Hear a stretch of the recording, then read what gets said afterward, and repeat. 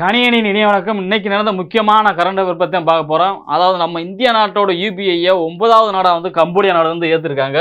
இதுக்கு முன்னாடி ஃபஸ்ட்டு பார்த்தீங்கன்னா பூடான் அப்படிங்கக்கூடிய ஒரு நாடு தான் ஏற்றுக்கிட்டாங்க. இந்தியாவில் யூபிஐ அறிவுமே 2016 ஏப்ரல் 11 வந்து கொண்டு வந்தாங்க.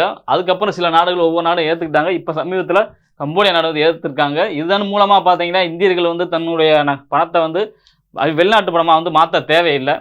நம்ம நேற்று பார்த்தீங்கன்னா நார்வே நாட்டில் இருந்த செஸ் சாம்பியன் போட்டி வந்து பிரக்யானந்தா வென்றாங்கன்னு பார்த்தோம். அவருக்கு ஊக்கத்தொகையாக கிட்டத்தட்ட ஒரு 50 லட்சத்தை வந்து முதல்வர் வந்து கொடுத்துருக்காரு. அடுத்து பார்த்தோம்னா உலகளவில் வந்து ஸ்ட்ராபெரி உற்பத்தியில் வந்து 35% வந்து சீனாவே முதலிடத்தில் இருக்குது. இந்தியாவில் பார்த்தோம்னா மகாராஷ்டிரா மாநிலத்தில் உங்களுக்கு வந்து ஸ்ட்ராபெரி வந்து அதிகமாக விளையுது. அது வந்து முதன்மை இடத்துல வந்து இருக்குது.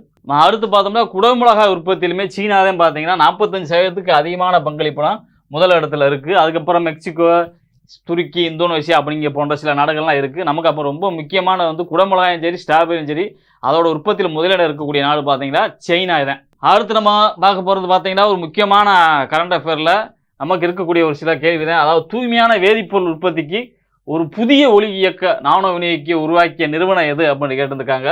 அது பார்த்தீங்கன்னா இந்த நானோ அறிவியல் தொழில்நுட்ப நிறுவனம் மொஹோலி அப்படிங்கக்கூடிய நிறுவனத்தை உருவாக்கியிருக்கு. அடுத்து உணவு வேளாண்மை அமைப்பின் மண் விவசாய விருது வந்து 2026 ஒரு இந்தியருக்கு வந்து கௌரவிச்சிருக்காங்க. அவருடைய பேர் பார்த்தீங்கன்னா வள்ளுவன் தான் அவருடைய பேர். அது ஃப்ரீபோர்ட் அரண்மனை அப்படிங்கிறது எந்த நாட்டில் இருக்குது அப்படின்னா லெபனான் நாட்டில் இந்த ஃப்ரீபோர்ட் அப்படிங்கிறது இருக்குது. அதே போல் மகாநீர் திட்டம் வந்து எந்த அமைச்சகத்தால் வந்து தொடங்கப்பட்டதுன்னு கேட்டிருக்காங்க.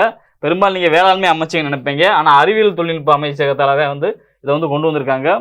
மெசலினா பிஷ்னோய் அப்படிங்கக்கூடிய பெயரிடப்பட்ட ஒரு புதிய பள்ளி இனத்தை வந்து சமீபத்தில் எந்த மாநிலத்தில் வந்து கண்டுபிடிச்சாங்கன்னு பார்த்தீங்கன்னா ராஜஸ்தான் மாநிலத்தில் வந்து கண்டுபிடிச்சிருக்காங்க. அடுத்து காடம்பாறை நீரேற்று மின் நிலையம் எங்கே இருக்குன்னு பார்த்தீங்கன்னா தமிழ்நாட்டில் தான் இருக்குது. காடம்பாறை மின்னேற்று நிலையம் அதாவது எந்த நாட்டை முன்னாடி 2025 உலகின் 2வது மிகப்பெரிய சூரிய ஆற்றல் சந்தையாக இந்தியா உருவெடுத்தது எந்த நாட்டை பின்னுக்கு தள்ளினா அமெரிக்காவை பின்னுக்கு தள்ளி இந்தியா வந்து 2வது மிகப்பெரிய நாடாக வந்து வந்திருக்கு. அடுத்து ஐக்கிய நாடு பொது சபையோட 81வது கூட்டத்தொடரோட தலைவராக தேர்ந்தெடுக்கப்பட்டவர் யார் அப்படின்னு கேட்டிருக்காங்க. இந்த இது யாருன்னு பார்த்தோம்னா கலிலூர் ரஹ்மான் அப்படிங்கிறவர்தான் தேர்ந்தெடுத்திருக்காங்க. அடுத்து 1வது உலக யோகாசன சாம்பியன் போட்டி 2026 எந்த நகரத்தில் நடைபெற்றுச்சுன்னா அகமதாபாத்தில் வந்து நடைபெற்றிருக்கு.